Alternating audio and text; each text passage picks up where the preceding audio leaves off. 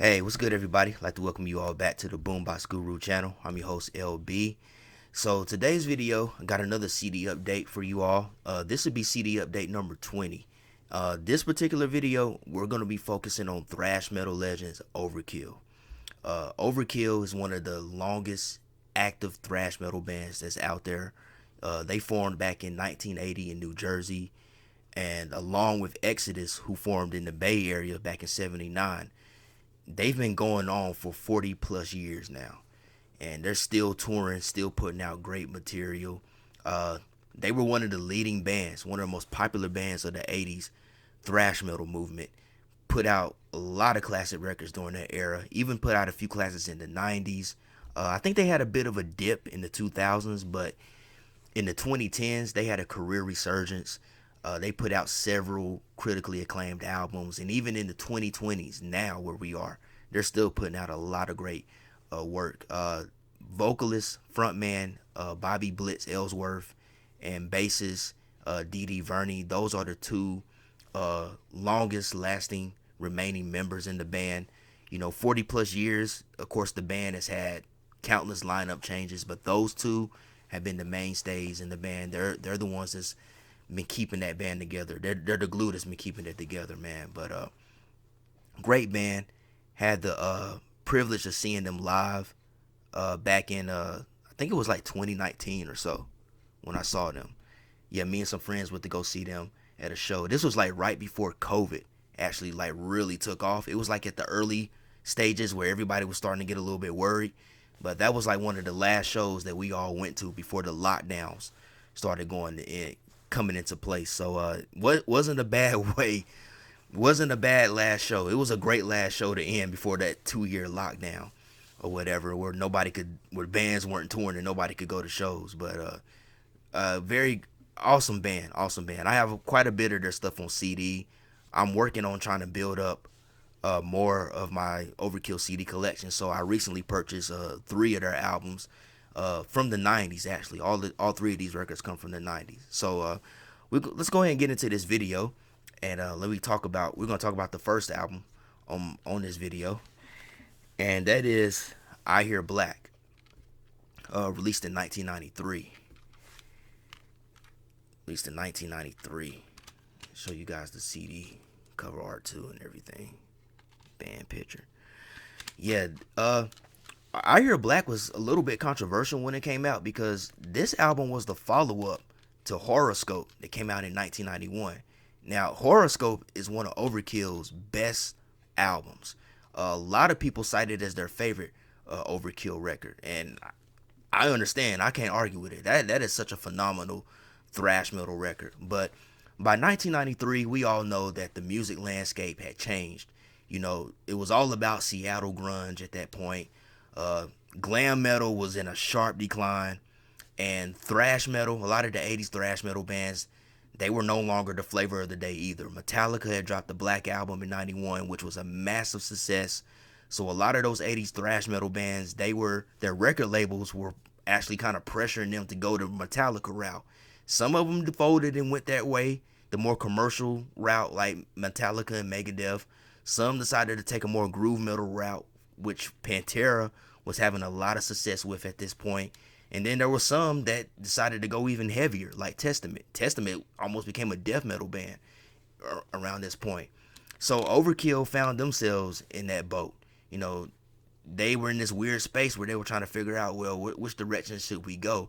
And I feel like that's what you get on this album, I Hear Black. You hear a band that's kind of experimenting with different styles to see how they're going to fit into this new musical landscape. So you got that straightforward, I would say 90s heavy metal sound that Metallica did on the Black Album, although Overkill did it a lot heavier and darker. Then you got that Pantera groove that's all over this record. But an interesting thing is that Overkill kind of put more of an emphasis on like that stoner doom metal influence. So there's a Black Sabbath influence all throughout this record. I know one video I watched where 2 gentlemen were talking about this album. One of them, he jokingly said that maybe this album should have been called I Hear Black Sabbath. And I understand why he said that, because there's a Sabbathy influence throughout this whole entire record. You know, there's even moments where Blitz vocally he's channeling Ozzy Osbourne on a lot of these tracks, man. But my feelings about this album, I actually enjoy this record. I mean, I don't think that it's Overkill's best record, but it's definitely not a terrible album. And honestly, I haven't seen or heard a lot of Overkill fans who really bash this record. I mean, there might be a few who kind of say they hate this record or I think this is the band's worst album, but for the most part, I've come across a lot of Overkill fans who really enjoy this record, who really didn't mind the stylistic change in sound. And personally, you know, even though the band was in that weird space where they were trying to figure out how they were going to fit into this new musical landscape, I think that the way that they experimented with the sounds actually worked. I think it showed that this band was not just a one-trick pony that could only do thrash metal, that they could play whatever they wanted to and still sound great. And that's what they do here. Man, my favorite song on this album, I would have to say Spiritual Void. Spiritual Void was actually a single released from the record. It had a really cool video that went along with it. But definitely go check out that song Spiritual Void. I'm gonna tell you something. If you didn't know that if you didn't know Spiritual Void was an Overkill song, you would probably think that it was an unreleased song from Black Sabbath. You would think that it might have been an outtake from the Master of Reality album, because it really has that vibe as far as like the groove, the riffs, the rhythm, Blitz's vocals. I mean, even the title, Spiritual Void, how similar is that to Into the Void from that album, Master of Reality? But I dig this record. You know, I think it's a bit of an underappreciated classic, but I can understand why people were put off by it, because this album followed a really great record, which was Horoscope.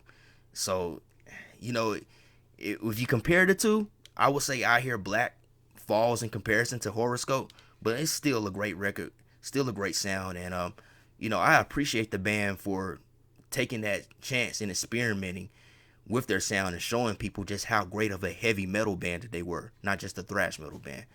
But yeah, don't just take my word for it. Definitely go and listen to this album, check it out for yourself, and judge it for yourself to see how well you think this record is, or how well you may not like this record. Either way, man, definitely go check it out. Highly recommend it. There we go. All right, so this next album is The Killing Con, released in 1996. Now, prior to this album, Overkill released another album called WFO in 1994, which came right after I Hear Black. I also own that in my CD collection. It's back there somewhere on my shelf. Great record. Actually was a bit of a return to form for the band. Kind of brought back that thrash metal sound along with some groove, but still sticking with that groove metal influence. But The Killing Con, it's not one of my favorites, honestly, man. And I've listened to this album multiple times, leading up to this video. Listened to it multiple times leading up to this video, but I don't know, man. Maybe it's because it was a new lineup. They actually had more lineup changes with this when this record came out, so maybe that has something to do with it. But I just don't really think this album is all that great. It's got a few songs on here that I like. I like Battle, the opening track. I like Godlike. I like the last song on this version, the American version, Cold Hard Fact. There's another song on here. It's either The Cleansing or Feeding Frenzy. One of those two songs. But overall, I don't know. This record just doesn't really connect with me as much. I just don't really enjoy it that much. You know, whenever I'm on an Overkill kick, which I was when I had bought these albums, I listened to it quite a few times, but it just didn't really connect with me. I don't know. Maybe sometime down the line I'll have a change of heart and my opinion may be different. But as of right now, as of recording this video, I just don't really think this album's all that great, man. I think might be one of their weaker albums during this era. And I was actually reading about this album, and the critics seemed to really like this record, but the fans were very divided. You know, you had one set of fans that considered this to be their worst album, and then you had another set of fans that considered it to be their finest effort. But it's not a terrible record. I mean, it's got some thrash, it's got some groove metal, a bit of hardcore influences, a lot of kind of modern metal influences are creeping into the sound now due to the lineup changes, the new members, and so forth. But I don't know, man. This record just doesn't really grab me as some of the ones before it, and definitely not like some of the ones afterwards. But again, don't just take my word for it. Definitely go check it out for yourself and formulate your own opinions. Because for all I know, some of you may go hear this album and think that it's one of their best records. But for me, as of right now, I'm not in that boat. I just kind of think it's sort of like just a solid record. Got some few songs here and there, but for the most part, doesn't really stand out to me. So that's The Killing Con by Overkill, released in 1996. Definitely check it out, but for me, it's not one of their best albums, honestly. Okay, and the last one on the list of this video is From the Underground and Below, released in 1997. I gotta tell you, I really enjoyed this album. To me, this album was a far better improvement over The Killing Con. And what's really crazy is that it's the same lineup as The Killing Con album. So I don't know what the band did leading up to the recording of this record. I don't know what they did differently. Whatever it was, it worked, and they hit the mark with this one. This one is so much leaner, so much meaner, a lot more colder, a lot more aggressive and heavier songs. Like the thrash metal was coming back more, but also they still sticking with that Pantera kind of groove style. But this is just a great record, man. I highly enjoy this record. This one is actually becoming one of my favorite Overkill records, man. I don't know why I waited so long to even purchase this album, man. I was definitely sleeping on this album because it's great. And frontman Bobby Blitz has even stated that this is one of his favorite Overkill albums. But I like it. I like it a lot. Oh, I think it's one song on here. I think it might be Save Me. I'm pretty sure it's Save Me. The band kind of flirts with industrial metal a little bit on that song. Like during the verses, they kind of kick off into kind of like a mechanical industrial rhythm, which I thought was really interesting because they actually pulled it off quite well. It doesn't sound cringy. Doesn't sound like a band that's trying to follow a trend to stay relevant. It sounds like a band that legitimately wanted to try something different with their sound, and it actually worked. I kind of wish they would have kind of flirted a little bit more throughout the album with that style, because if you know me, I really enjoy industrial metal, and I think Overkill did such a great job when they flirted with it on that particular song.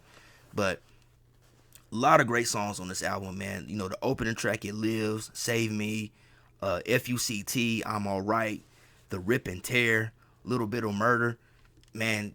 All those songs. I mean, the whole entire album is great, but those particular songs that I just named, definitely go check out those songs and you will see what I'm talking about, and you will understand why I enjoy this record so much, man. This is definitely a great record. And this record, and then the next one, Necroshine was even better. That's just crazy. That's why I'm saying The Killing Kind was a bit of a letdown for me, because the ones they did prior to that one and the ones they did after this one, especially the ones they did after The Killing Kind, was so much better and so much more interesting than that record. But yeah, From the Underground and Below, yeah, definitely go check out this album, man. I'm telling you, you won't be disappointed. I mean, I could talk about this album all day. Maybe I should have did a solo review on this album, but it's just a really great record. I highly enjoy it, and I listen to it quite a bit. Every time I listen to this album, I just enjoy it more and more and more. But definitely one of Overkill's best records in their catalog, man. You know, I mean, come on, Blitz said himself that it's one of his favorites, and I understand why. Just a great record all around. All right, so that's it for this video. I only had 3 CDs that I wanted to show you guys and talk about briefly. Hope you guys enjoyed this video. Hope you guys who may not even be familiar with these Overkill albums, go check them out for yourselves. Get acquainted with them, because I'm telling you, some great records. I mean, The Killing Kind, not my favorite, but you know, the other two, really enjoy those records. Yeah, Overkill is a great band. If you've never seen Overkill live, definitely go catch a show. Like, I really enjoyed that show that me and my friends went to go see. It was really great. I had a lot of fun. It was just a great show all around. But if you guys enjoyed this video, please do hit that thumbs up and give me a like, because it does help with the channel. Also, share this video. Also, be sure to hit that subscribe button and tap the bell. That way you'll be notified when I drop new content. I also want to take the time to thank everybody that's been watching the channel, that's been commenting on videos, all the new subscribers who have subscribed. I really appreciate it. And as always, hope everybody has a blessed day, a blessed week, and love, peace, and music. Peace out, y'all.